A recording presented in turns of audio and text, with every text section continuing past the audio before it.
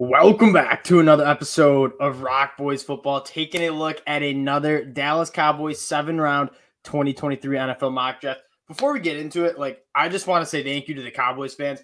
Every time we talk Dallas Cowboys football, especially in the NFL draft, you guys are tuning in. We got our Dallas Cowboy expert here too, so I have a blast. I'm not a Cowboys fan. I'm a Bills fan, but ROC here's a Cowboys fan, and the support you guys have shown, especially the Cowboys fans, truly means a lot. We do about one a week of the Cowboys NFL mock draft. So again, if you do enjoy the content, consider subscribing to the channel. ROC, before we start this draft, I just want to kick it to you. We ripped one about 2 weeks ago.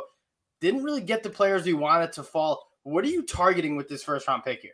Yeah, we had the worst luck last time, and it was really tough. But if we can get a wide receiver early, especially one with good traits and size, something that the Cowboys really look for at the wide receiver position, someone over 6 feet, over 200 pounds, ideally like a Quentin Johnson is what I'm looking for. Just because knowing the Cowboys draft history, that's what they target. Yeah, it's like the wide receivers, my top three: Quentin Johnson, Jackson Smith-Njigba, Jordan Addison, and you could maybe throw Zay Flowers in there. But outside of those wide receivers, I don't know if I'm ready to take a Josh Downs with that first overall pick. Let's fire this one up, see who falls. Again, if wide receivers don't fall, there will still be good draft prospects available at pick 26. We'll fire this puppy up. Last draft, I think Zay Flowers got sniped right before us by the New York Giants, which just made me sick to my stomach.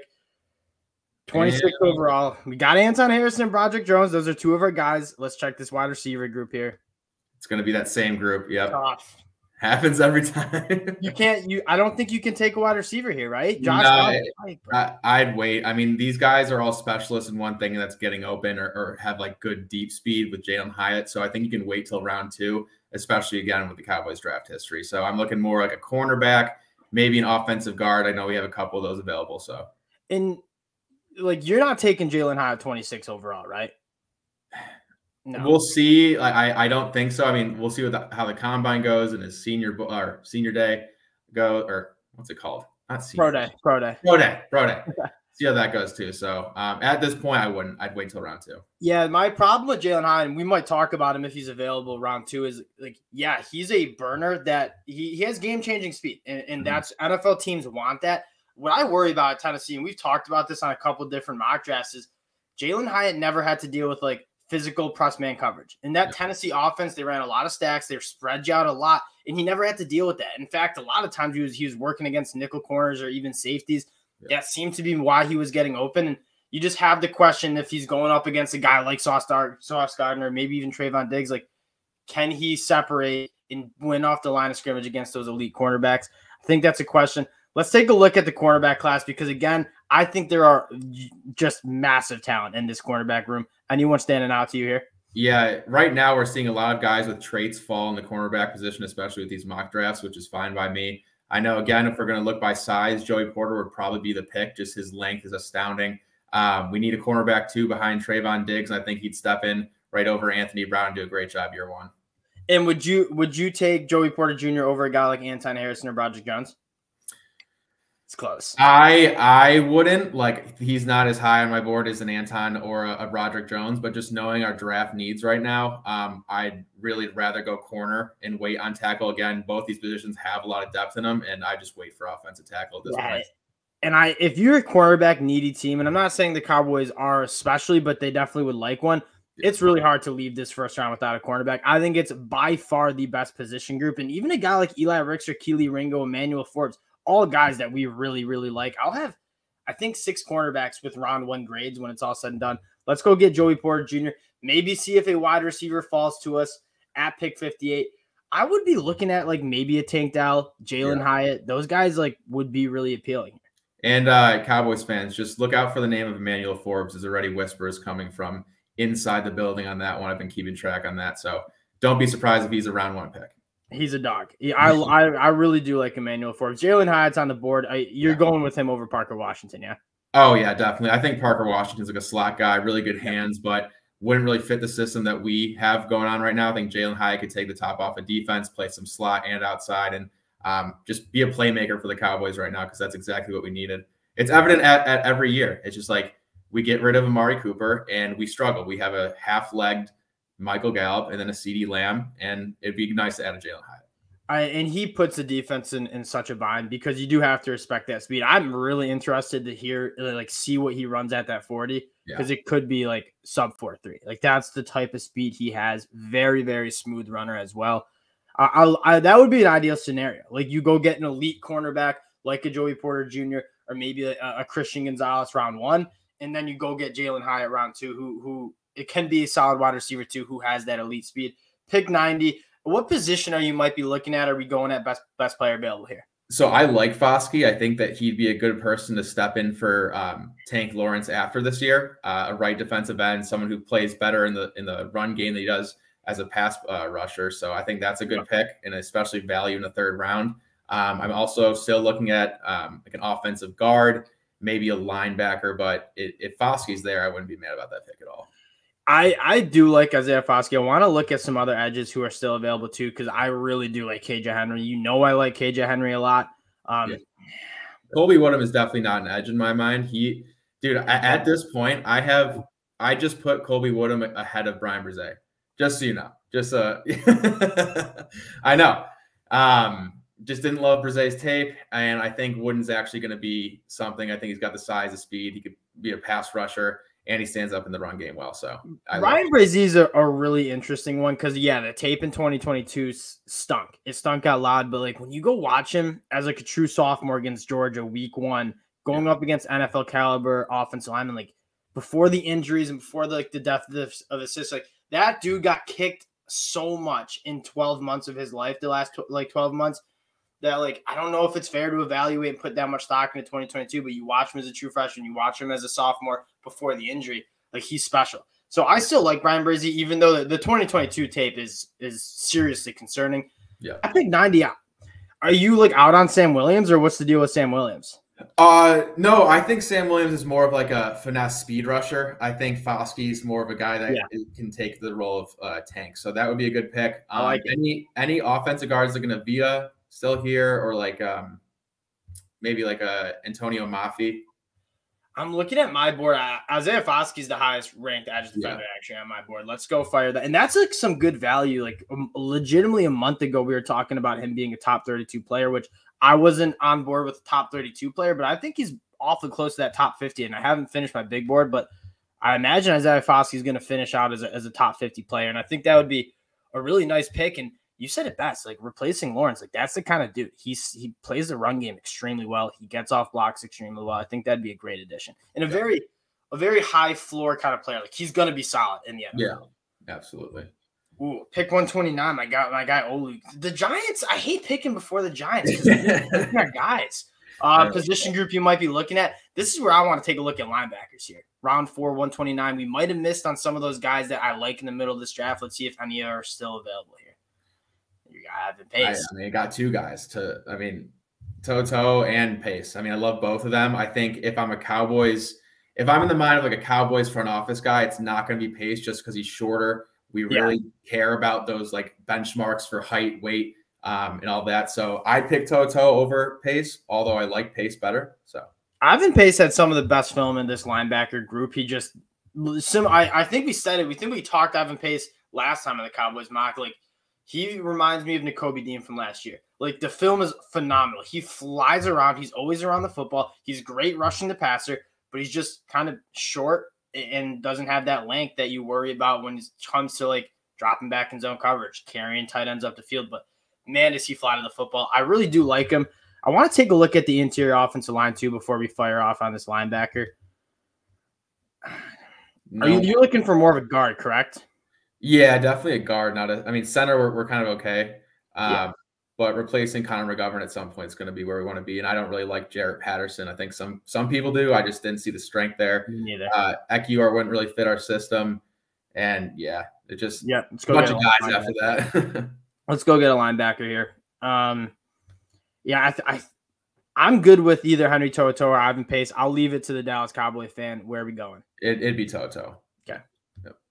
And he's a guy that I just think he struggled coming in. I think in 2021, watching his film, I think he had just so much responsibility coming over from Tennessee. You watch the Tennessee film, like he is one of the best linebackers in the country. And I don't think he quite put it together in that Alabama defense, but I still think he's a very solid and dependable linebacker. In that yeah, we just need someone who can kind of stand up against the run and make some tackles, and I think he'd fit in right there. Pick 163. Is Kobe Woodham still there? I mean, if he's still, they put him at edge, but he's not still there. Not there. Okay, that's good because he's going to go higher than this. You want to look at another edge? I'd rather go interior defensive line or like running back. Wow, let's take a look at the running back. I love watching Chris Rodriguez. I mean, he's such an animal. He just runs the ball so hard. And this also depends. Like a McIntosh is more of a replacement for a Tony Pollard in my mind. Like a Muhammad Ibrahim would be more of a Zeke replacement. So it's kind of tough right here. Check out interior to see what we got going on. Interior defensive line. Let's do it. That's safety. Fabian Lovett's staying at school. PFF's got to figure it out. Like, I don't know why they have so many guys who are staying at school. That I love Dante Stills. Have you got a chance to get in Dante Stills' film yet? No, but what I gather, he's more of like a 3-tech, or is he? Yeah, no, much more of a 3-tech. But man, he just gets me on the line of scrimmage. He just wins. But 285 pounds, more of a finesse, speedster guy from the inside. So. I'd like, for what we need, again, a run stopper. We really struggled to stop the interior run. A Cameron Young really makes sense. He's a little bit undersized for a 1-tech, but his hands are so strong, and he really has a good base and plays with a good anchor. So I would not be upset about that pick at all. No, I would, and this is kind of going back. Keanu Benton would have been a nice selection at some point. I think at this point he's a round 2 pick. Yes, you'd have to use him at 58 overall. I agree. Let's go get Cameron Young. And this is kind of where I like getting more of those like nose tackle 1-techs who are just standing up against the run. Because I'm not taking Siaki Ika at 58 overall. I'm just not going to do it. No, I don't even know if you can really call him an elite run stopper at this point. He's more of like a finesse pass rusher who's 350 pounds. Like he's a dancing bear. That's actually true. He's like not good against the run, which I don't know how you're bad against the run at 6'4". 355 pounds? Like, dude's a mammoth. But his pass rushing is like next level. Probably best player available here. Best player available or running back. Yeah. Ooh, let's take a look at the running backs. It should be most of the guys. I mean, it's tough. I mean, did you like Ibrahim's film that much? I thought he was just kind of a bulk carry kind of guy. I don't think there's anything special about him, but he's a little bit of a bruiser. No, I don't. You said it perfectly. He was just a volume carry guy who's very solid, but I wouldn't take him round 5 because I don't think there's anything that like sets him apart. I would get like, do you want to kind of think about replacing Tony Pollard? Like Kenny McIntosh would be that dude. Yeah, I mean, at this point, sure, he comes off an injury. Do we have the money for him? Not really. We'll probably tag him, if anything, at the end of the year. So Kenny McIntosh is what, a senior at this point? Yep, senior. Yeah, I mean, he's a pass catcher. He can do it all at the backfield. I'd be okay with that. And you're not looking at a Chris Rodriguez. Full transparency, I haven't really watched Rodriguez enough to say like, oh yeah, it's the guy. He's an absolute bowling ball. I mean, runs the football potentially. Like that's what I would want to take Chris Rodriguez or Kenny McIntosh because they both have traits that are appealing. Kenny McIntosh is probably the best pass catching, maybe minus Bijan Robinson and Jahmyr Gibbs, the best pass catching running back in this class. And then Chris Rodriguez is just an absolute hammer. And so what would you prefer here? I'm leaning towards replacing Zeke at this point. So a Chris Rodriguez would make a lot more sense for me. So pound the table for him, Jay. I mean, like, he's so fun to watch. If you watch the Senior Bowl, like, he just runs over. He doesn't even try to make people miss. And kind of like what Zeke does. Like, he's like, I'm not going to try to make you miss. I'm just going to run through your face. I kind of like that. I kind of like the vibes. I like Camille. Excuse me. I like Camille Ackyer here. I'm not going to lie. Yeah, I just worry about, like, he's a kind of a lighter-footed, like, smaller base kind of guy. So I think right now we're looking for, like, a power run scheme. Juice right. I'd let you take over. I'd be more interested at this point, like best player available, because I mean, these guys will probably last a while and we can find someone later on. Yeah. Let's take a look at, and that's kind of what you're doing round 5, round 6, round 7. Like just go get good, really, really good players. Ali Gay is a guy I think you could take a flyer on. He reminds me of Michael Clemens from last year from Texas A&M. Okay. Horrible against the run. He just like plays with a horrible pad level, gets blown off the ball, but 6'5", 263, very long arms, and a good get off. Like he flashed some pass rush in the Senior Bowl, but the film is really inconsistent, but I feel like at this point you could bet on the trades here. I like that. I also like Chris Wiley from Cincinnati. I think he's up a little bit. Oh, Josh Wiley. Sorry, Josh Wiley. He looked huge in the Senior Bowl. I don't know if he does not look like he's like he looks like 6'8". Yeah, and I think at this point, Dalton Schultz is probably gone. We don't have the money for him, and I don't think he's really that big of a difference maker. We give him a long-term contract anyway, so he'd be okay. And then I'd also wouldn't mind what you said with who are we talking about? You guys love the young Big Ten tight ends, right? Because after Dalton Schultz is like Jake Ferguson from Wisco, Peyton Hendershot from Indiana, Sean McCune from Michigan. Yeah. I'd add another kind of like Midwestern tight end in Josh Wiley. I wouldn't argue. Yeah, and I think he's really good with the ball in his hands, and he can actually make a difference in the receiving game. So we talk about tight ends. This is a very good tight end class. It's very deep. Like Josh Wiley's a guy that is just kind of getting pushed on boards because you have legitimately maybe 3-4 tight ends who are top 50, top 75 guys. Yeah. Let's fire up Josh Wiley. I like his game a lot. He's a favorite of mine, and you're not necessarily wanting to pick him in day 2, but yeah. I like the way this draft's going. We're finally getting some good luck with some good players. I mean, it's nice. Yes, it's about time. We've been getting screwed. 204. DeMarco Hellens is very, very good. Like, you talk about best player. Oh, Rock, let's go to the wide receiver here. Is he still on the board? Is he still on the board? I got so much hate for the shorter pick last time. Jaden Reed. Yeah. I mean, at the end of the day, I don't think he's here at this point in round 6. I think he probably turned himself into like a round 3, maybe round 2 even player, depending on the scheme he walks into. But I mean, that would be the player. Like that's both of these guys, Michael Wilson and Jaden Reed at the Senior Bowl were probably outside of Tank Dell, probably my 2 receivers I left the week with most impressed in. Jaden Reed, more of a speedster. Michael Wilson, excuse me, from Stanford, 6'1.5". Nothing that stands out. Doesn't have elite speed, but he's so smooth. So smooth with his release. He creates separation, and he's got great hands. Jaden Reed probably has like the higher ceiling in terms of like this dude is twitched up and he burns. Yeah, and at this point, we need people to get open quick, and Jaden Reed's that guy. So Jalin Hyatt and Jaden Reed, you're leaving the draft with some playmakers. Jaden Reed's a guy that you said it. Like, you just want to get the ball in his hands. Get open quick and get the ball in his hands early because he's going to make people miss, and he's going to be a weapon after the catch. All right, now we're at pick 212. Zach Kuntz is another, like, talk about tight ends that kind of are like sleepers, like 6'8", kind of a red zone kind of guy. Servosia Dennis is like, he's going to make the team. He's going to play special teams. I really like his game a lot. Good Senior Bowl guy. Played really well in the Senior Bowl.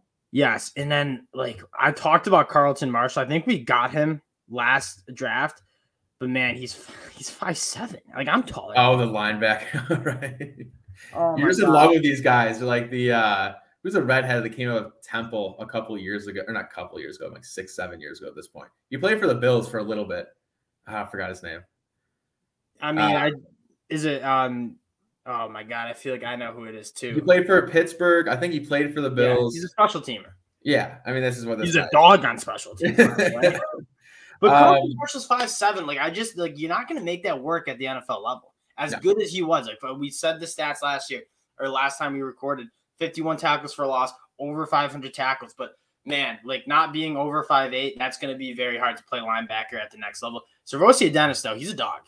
Yeah, I mean, he can cover anywhere on the field. And I think that's something that the Cowboys are always looking for, especially with Dan Quinn's system. All right, 246. Let's just get a trade. We're getting the nitty gritty here. I mean, I'm looking for a Jake Moody, a little kicker. We'll get an F for it on the grade, but I don't care. I'm simply not drafting a kicker in a minute. I'm simply not going to do it. Puka Nacua, he's a guy that I know we've drafted 2 wide receivers already, but he's kind of a guy that can make some noise.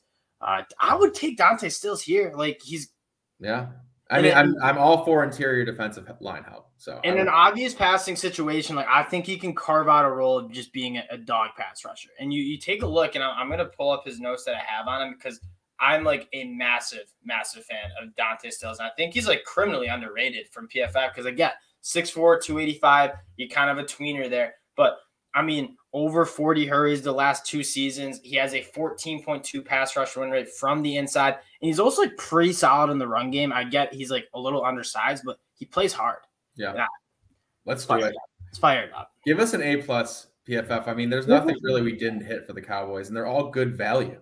Yeah, I feel like we nailed it. We'll see. They always hate us. Yeah, they hate us because we're a little smarter than the system. B plus. Oh, what? That's crazy. Wow, B minus. I don't think I've ever gotten better than a B. They just want to take their best player available every single time. See, okay, before we close out, like me personally, like I think a perfect draft would be if Jordan Addison, Zay Flowers, or JSN fall to 26. You go wide receiver round 1, and you get like a high upside wide receiver who's going to be a clear wide receiver 2 at the next level. And then like at 58, there will be a very good cornerback that's available. Whether it's Garrett Williams, whether it's Eli Ricks, whether it's maybe even Keely Ringo, who's been moving down boards. Like this cornerback class is so deep that I'd rather just like flip it. But unfortunately, like we didn't get a wide receiver to fall. So we had to go cornerback. Like kind of like Joey Porter Jr. shouldn't be at 26. So you take the value. And then you get Jalin Hyatt, who I thought was a money pick. Isaiah Foskey was a really good pick. Favorite pick? Who's your favorite pick? These are all starters on our team year 1. I think so. Joey Porter. I think all 3 of them. Maybe Isaiah Foskey's a role guy first, right? Yeah. And then Toto, I mean, depending on what we do with LVE, he could step in. Man, he looks so good, though. Leighton Vander Esch looked phenomenal down the stretch. Yeah. He's got to stay healthy. It's all about the cap space, baby. All right, that'll do it, though. I was much happier with this Dallas Cowboys mock draft than 21 minutes. We've been spending a lot of time on him. Again, we appreciate the Cowboys fans for locking in. We'll be running it back probably next Sunday as well. So subscribe to the channel if you do like talking some Dallas Cowboys draft content. We appreciate you guys, and we'll talk to y'all later. Peace.